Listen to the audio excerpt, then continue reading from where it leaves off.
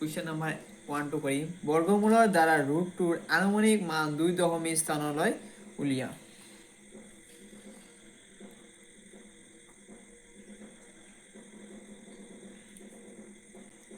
2 স্থানলৈ উলিয়াব দিছে সেইকাৰণে আমি দশমিক পিছত 4টা শূন্য দিম এনে এটা সংখ্যা লোৱা যিটো সংখ্যা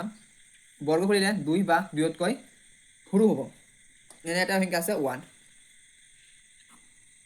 2 পৰা 1 গ'লে আমাৰ 1 থাকে যেটো আমি ভাগফল পাইছো আৰু যেটো 1 পাইছে এই দুটা প্লাস কৰি দিম কিমান হল 2 হল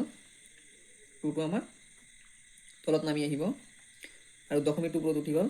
দশমিক পিছত কি আছে দুটা শূন্য আছে দুটা শূন্য বহাই দিলো এনে এটা সংখ্যা ল'ব লাগিব এই যদি আমি 4 বহাও তো ইয়াত আমি 4 বহাব 4 4 এইটো পূৰণ এইটো সংখ্যা দি এই দুটা সংখ্যা পূৰণ কৰিব যেটো সংখ্যা হ'ব ইয়াত লিখিম 96 হল 4 থাকিল ইয়াত হৰণ কৰা মাইনাস কৰাৰ পিছত 0 টো নামি আহিল ইয়াত আৰু এইটো ভাগফল কিমান আছে 4 আৰু 24 যোগ কৰিলে কিমান হ'ব 28 হ'ব 28 এনে এটা সংখ্যা লোৱা ইয়াত 1 ললো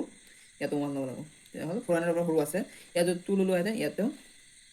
2 দি পূৰণ কৰিব লাগিছে ইয়াতে 2 দি তেনে কিমান 500 প্লাস হৈ যাব ইয়াতে 400 আছে হেবে 1 দি কৰিব লাগিব 1 দি কৰিলে 281 মাইনাস কৰিলে কিমান হ'ব 119 এটা √2 = 1.41 প্ৰমাণিত কৰা হল